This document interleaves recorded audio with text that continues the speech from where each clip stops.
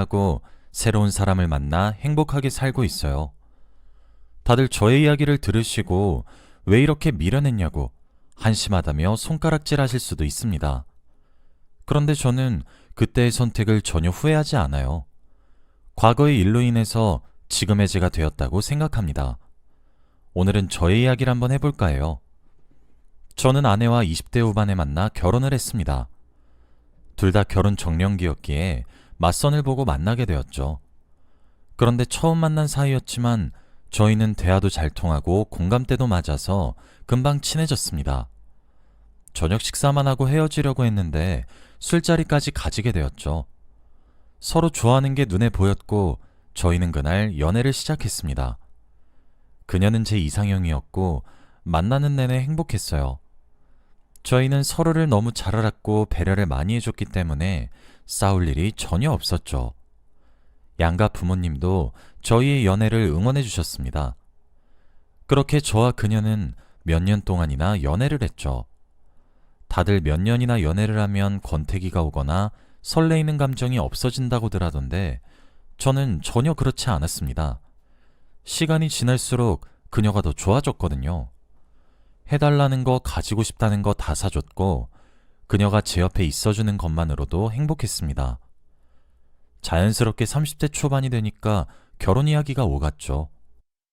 애초부터 결혼을 전제로 만나던 사이였기 때문에 다행히 의견이 잘 맞았고 급속도로 결혼식을 올릴 수 있었어요. 저희는 결혼을 하고 나서 한 달은 너무나 행복했습니다. 우리 부부보다 행복한 사람이 과연 있을까 싶을 정도로 하루하루 살아가는 게 좋았죠. 퇴근하고 집으로 가면 저를 기다리고 있는 사랑하는 아내가 있고 안정적인 직장까지 가지고 있으니 더할 나위 없이 행복했습니다. 저희는 하루가 멀다 하고 깨가 쏟아졌어요. 결혼하고 한 달 후 저희에게 더 기분 좋은 소식이 찾아왔어요. 바로 아내가 임신을 했습니다. 원래 둘 다 아이를 낳고 싶었는데 신혼을 조금 더 즐기고 제대로 계획을 하고 싶었어요. 그런데 정말 선물처럼 이제 아이를 가지고 싶다고 생각을 할 때쯤 저희에게 찾아왔습니다. 너무 행복했고 아이가 태어나면 정말 좋은 아버지가 되겠다고 다짐했어요. 임신한 아내한테 열과 성을 다해서 도와주었습니다. 먹고 싶다는 것이 있으면 새벽에 차를 타고 멀리까지 나가서 사오는 건 기본이었고 병원에 갈 날이 있으면 회사에 반차를 내고 꼭 같이 가주었어요. 그리고 아무것도 하지 말라며 제가 집안일을 전부 다 했습니다. 정신없고 힘든 와중에도 저는 행복했어요. 아무 탈 없이 건강하게 아내가 출산하기만을 바랬습니다. 그런데 이 행복은 얼마 가지 못했어요. 아내가 어느 날 갑자기 배가 엄청나게 아프다며 울기 시작했습니다. 너무 아파서 걷지도 못할 정도로 말이죠. 저는 당장 119를 불러 병원으로 갔고 바로 수술실로 들어갔습니다. 갑자기 일어난 상황에 저는 너무 놀라서 이리저리 수술실 앞을 서성거렸고 몇 시간 뒤 의사 선생님께서 나오셨죠. 그런데 표정이 굉장히 좋지 않았습니다. 혹시 무언가 잘못된 건가 싶어 의사 선생님의 대답을 기다리고 있는데 의사 선생님께서는 충격적인 말씀을 하셨어요. 바로 아내가 유산을 했다는 말이었습니다. 아이가 배 안에서 숨이 멎은 것 같다고 하셨죠. 그 순간 저는 온몸에 힘이 풀려 주저앉아 버렸고 눈에서는 미친 듯이 눈물만 나오더라고요. 정말 그 순간을 잊지 못합니다. 그날 저는 제 인생이 송두리째 바뀌었어요. 병실로 옮겨진 아내의 배는 꺼져 있었고 아내가 마취해서 깨어나면 어떻게 반응을 해야 할지 고민했습니다. 저보다 더 아이를 간절히 원했던 아내였는데 갑자기 이렇게 유산을 하다니요. 아내가 얼마나 고통스러워할지 뻔히 알았기에 제가 차마 어떤 말을 꺼내야 할지 모르겠더군요. 그렇게 몇 시간이 흘렀고 아내는 눈을 떴습니다. 제일 먼저 아이의 상태를 확인하더라고요. 그러면서 배를 만져보는데 배가 나와 있지 않고 제가 아무 말도 하지 않은 채 울상을 짓고 있으니 아내가 눈치를 챈 것 같았습니다. 그리고 그 자리에서 펑펑 울었죠. 제가 할 수 있는 건 아내를 안아주고 위로해주는 것밖에 없었어요. 정말 슬프고 하늘이 무너져 내리는 기분이더라고요. 아내는 정말 서럽게 울었습니다. 보고 있는 제가 다 가슴이 찢어질 정도로 말이죠. 아내는 며칠 동안이나 우울감에 빠졌습니다. 밥도 잘 먹지 않았고 침대에 누워서 하늘만 쳐다봤어요. 그런 아내를 두고 제가 어떻게 일에 집중할 수 있나요? 하루 종일 아내가 혹시라도 잘못된 생각을 할까봐 하루 종일 노심초사하면서 살았습니다. 그러다가 아내의 퇴원 날짜가 다 되어서 집으로 돌아왔죠. 아내와 저는 대화를 나누지 않은 것도 오래되었습니다. 제가 아내한테 시실콜콜한 말들을 해도 듣는 척도 하지 않았죠. 그런 걸 보면서 정말 걱정을 많이 했습니다. 저는 일을 계속 나가야 했기 때문에 집에 아내를 혼자 두고 출근을 했어요. 항상 출근할 때 침대에 혼자 누워있는 아내는 제가 퇴근을 하고 나서도 그대로 있습니다. 하루 종일 아무것도 안 먹고 누워만 있으니 살도 엄청 빠졌죠. 그걸 보면서 얼마나 가슴이 저려하는지 모르겠습니다. 그런데 아내가 어느 순간부터 집에 누워있지 않더라고요. 퇴근하고 집으로 가니 아내가 없었습니다. 전화를 해도 받지 않았죠. 혹시나 저는 무슨 일이 생긴 걸까 싶어 경찰에 신고를 하려고 하는데 그때 현관문 비밀번호를 누르고 아내가 집으로 들어왔습니다. 그런데 아내의 모습은 정말 충격적이었어요. 원래 화장도 잘 안 하고 옷도 평범하게 입는 사람입니다. 그런데 저희 집에 들어온 아내는 옷도 짧은 미니스커트를 입고 있었고 화장도 아주 진하게 했죠. 그 모습을 보고 저는 기겁을 했습니다. 아내의 그런 모습을 단 한 번도 본 적이 없거든요. 제가 너무 놀라서 그렇게 하고 어디 갔다 와? 라며 물어보니 아내는 제 말을 무시하며 방으로 들어갔어요. 제가 아내를 따라 안방으로 들어갔습니다. 그런데 아내는 저에게 더 충격적인 말을 했어요. 우리 이혼하자. 예상치도 못한 말이었어요. 아내와 제가 이혼을 한다뇨? 도대체 왜 그러냐고 아내를 붙잡고 말했습니다. 힘들어서 이렇게 막 나가는 거냐고 하면서 말이죠. 그런데 아내는 뜻밖의 말을 했어요. 바로 만나는 남자가 생겼다고 말입니다. 그 남자는 나이도 어리고 잘생겼다고 해요. 아내가 유산으로 힘들 때 힘이 되어준 남자라고 합니다. 그러면서 저한테 깔끔하게 갈라서자고 당당하게 말을 하는 게 아니겠나요? 정말 그 모습을 보는데 어처구니가 없었습니다. 당당하게 불륜을 저지르고 이혼을 요구한다뇨? 제가 헛웃음을 치고 있으니 아내는 이혼 서류를 저에게 내밀었습니다. 제가 도장만 찍으면 이혼 서류는 자신이 내겠다고 하면서 말이죠. 저는 아내가 보는 앞에서 이혼 서류를 찢어버렸어요. 절대 이혼을 해주지 않겠다고 했죠. 그 남자랑 둘이서 하하호호 살 생각을 하니 배가 아프더라고요. 그래서 절대 안 된다고, 이혼 따윈 없다고 못을 박았습니다. 그런데 아내는 이날 이후부터 그 남자와 대놓고 불륜을 저지르기 시작했어요. 자신이 악착같이 모아두었던 돈들을 전부 그 남자한테 갖다 바치더라고요. 그 모습을 보는데 너무 답답하고 한심했습니다. 딱 봐도 제비 같은 남자한테 잡힌 것 같았죠. 그런 아내를 안 말린 적이 없어요. 또 그 남자한테 돈을 보내려고 하는 걸 보면 제발 그만하라고 화도 내보고 무릎도 꿇었습니다. 그런데 그때마다 아내는 제발 자기 좀 내버려두라는 말만 해댔죠. 정말 옆에서 보는데 미치고 팔짝 뛸 노릇이었습니다. 제가 한 번은 아내한테 당신이 만나는 사람 제비 아니야? 당신 돈 뜯어내려고 하는 거 뻔히 보여 라고 하니 아내는 그 순간 제 뺨을 내리치고 말았습니다. 태어나서 그날 처음으로 뺨을 맞아봤어요. 아내는 자신의 남자친구를 비하하지 말라고 했죠. 저는 남편인데 말입니다. 아내는 저와 이혼을 하고 바로 그 남자와 결혼을 할 거래요. 1등 신랑감이라고 했습니다. 그러면서 더 어이가 없는 건 자신이 유산한 이유가 바로 제 탓이라고 했습니다. 제가 나이가 많아서 정자가 힘이 없다고 하면서 말이죠. 말도 안 되는 말을 짓거리니까 말문이 턱 막히더라고요. 그리고 자기가 지금 만나는 남자는 젊으니까 자신이 유산할 이유가 없다고 합니다. 저는 더 이상 그런 아내를 붙잡고 있을 수 없었어요. 이미 그 남자한테 빠져서 간이며 쓸개며 다 내어줄 것 같은 행동을 취하고 있는데 제가 거기서 뭘 더 어떻게 하나요? 저는 그날 바로 이혼을 하기로 결심했습니다. 마지막 정이라고 생각해서 합의이혼을 하기로 했어요. 아내한테 위자료를 받아갈 생각도 없었고 아내가 정말 그 남자와 함께 살아서 행복해진다면 그걸로 만족했거든요.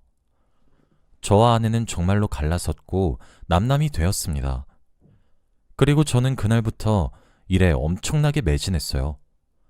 하루라도 가만히 있으면 아내가 한 말들이 자꾸 떠올라서 일상생활이 불가능하더라고요. 그래서 야근을 매일 했고 주말에도 할 일이 없어서 출근을 했습니다. 주위에서는 이러다가 쓰러진다며 말릴 기세였죠. 그렇게 몇 년 동안 살았던 것 같아요. 그동안 전 와이프와 단 한 번의 연락도 하지 않았습니다. 그녀의 근황이 궁금하긴 했지만 그 남자와 당연히 잘 먹고 잘 살고 있다고 생각을 했죠. 그런데 전 와이프와의 결혼기념일이었습니다. 그날따라 결혼기념일이어서 그런지 기분이 싱숭생숭하더라고요. 이혼을 하고 나서 매년마다 결혼기념일이 다가오면 기분이 이상합니다. 그런데 그때 정말 오랜만에 전 와이프한테서 전화가 왔어요. 제가 꿈을 꾸는 건가 싶어 볼도 꼬집어보고 때려보기도 했지만 아팠습니다. 그리고 몇 번의 심호흡 끝에 전화를 받았죠. 그런데 그녀는 울고 있었습니다. 거의 숨이 넘어갈 정도로 말이죠. 저는 순간 걱정이 되었고 도대체 무슨 일 때문에 우는 거냐고 물었습니다. 그런데 그녀는 만나서 이야기를 해야 한다고 했고 저희는 다음날 옛날에 살던 동네에서 만나게 되었습니다. 그녀와 몇 년 만에 만났는데 그동안 대체 무슨 일이 있었던 건지 살도 엄청 많이 빠졌고 수척해졌더라고요. 솔직히 그때 그녀가 걱정되긴 했습니다. 그렇게 버림받고 상처를 많이 받았는데도 참 바보 같죠? 그런데 그녀는 제가 오자마자 충격적인 말을 했어요. 바로 그때 만나던 젊은 남자와 헤어졌다고 했죠. 그러다가 술을 한 잔 두 잔 기울이게 되었습니다.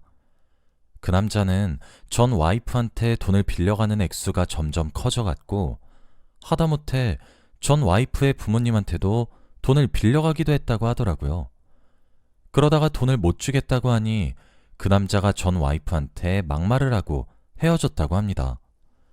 그 말을 하면서 저 같은 남자 또 없었다며 과거를 후회하고 있다고 펑펑 울더라고요. 그러면서 저에게 안겼습니다. 저는 순간 가슴이 철렁 내려앉는 기분이었어요. 정말 놀랐고 어떻게 해야 할지 모르겠더라고요. 오랜만에 느껴보는 설렘이었는데 그걸 전 와이프한테서 느끼고 있으니 제 자신이 한심하게 느껴졌습니다. 그렇게 된통 당하고도 정신을 못 차린 건가 싶었죠. 그리고 저는 그 다음의 기억이 없어요. 일어나 보니 모텔이었습니다. 정말 놀랐어요. 그런데 옆자리에는 전 와이프가 누워 있었어요. 술을 먹고 대체 무슨 짓을 한 건지 싶었죠. 저는 머릿속이 새하얘졌고 어떻게 해야 하나 고민이 되었습니다. 그 순간 저는 옷을 주섬주섬 입고 모텔을 빠져나왔어요. 어젯밤 아무런 기억도 없어서 더 환장할 노릇이었죠. 전 와이프는 그날 이후 연락이 없었습니다. 정말 그날 밤 아무 일도 없었나 보구나 싶었죠. 그렇게 한 몇 주간 생각을 떨쳐내고 일상생활을 보내고 있었습니다. 그런데 전 와이프한테서 연락이 오더라고요. 정말 놀랐습니다. 그 일이 있고 나서 한 번도 연락을 한 적이 없으니 말이죠. 그런데 그녀가 하는 말은 정말 충격적이었습니다. 바로 임신을 했다고 했거든요. 저는 그 순간 뒤통수를 한 대 맞은 기분이었어요. 어떻게 이럴 수가 있나요? 저는 순간 너무 당황스러웠고 동공이 미친 듯이 흔들렸습니다. 전 와이프는 그 아이를 꼭 낳고 싶다고 했죠. 저는 그 순간 저도 모르게 내 아인 맞지? 라고 말을 해버렸습니다. 그런데 제가 이렇게 말을 하니 화를 내더라고요. 내가 아무 남자나 만나는 여자로 보여? 그 남자 아이도 아니고 당신 아이 맞아. 이렇게 말을 했고 다시 합치자고 하더라고요. 다시 제대로 아이를 낳아보자고 하면서 말입니다. 저는 그 말을 듣고 흔들렸어요. 솔직히 고민을 한다는 것부터가 정말 바보 같고 한심한 거 압니다. 그런데 제 아이를 임신했다고 하는데 어떻게 고민을 안 할 수 있나요? 그리고 저와 아내가 이혼하기 전에 그렇게 간절히 원했던 임신인데 말입니다. 그래서 저는 정말 바보 같지만 다시 합치기로 했어요. 사실 저도 모르게 제 마음 한구석에 아내를 좋아하는 감정이 있었던 것 같아요. 그리고 아내와 다시 옛날로 돌아간 것 같았어요. 정말 해달라는 거 다 해주고 사달라는 거 다 사주면서 헌신적이게 행동했습니다. 그리고 아내도 정말 기분이 좋아졌고 의사 선생님께서도 아이가 건강하다고 했죠.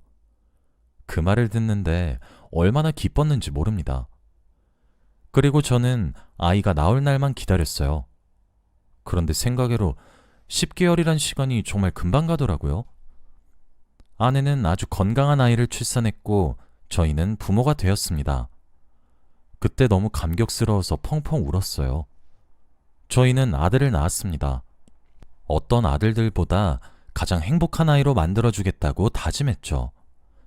퇴근하고 집으로 가면 아들과 아내가 저를 기다리고 있는데 그게 얼마나 행복한지 몰라요.